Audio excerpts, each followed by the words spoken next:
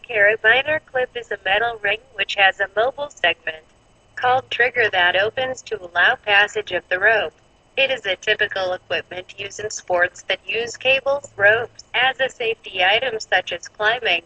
Carabiners with thread serve to anchor, for times when it is essential maximum attention by the sportsman.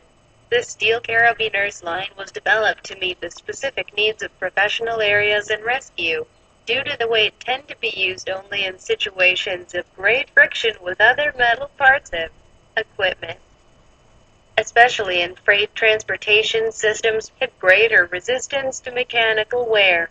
Under extreme stress tend to deform until the breakup. The carabiner clip can have the oval shape, an asymmetric or pear-shaped triangular. The thread of the trigger can be manual or automatic. Basic terminology of a locking carabiner clip: 1. Trigger. 2. Core. 3. Latch. 4. Longitudinal axis. 5. Transverse axis. 6. Specifications recorded for rupture resistance: 1 kilonewton.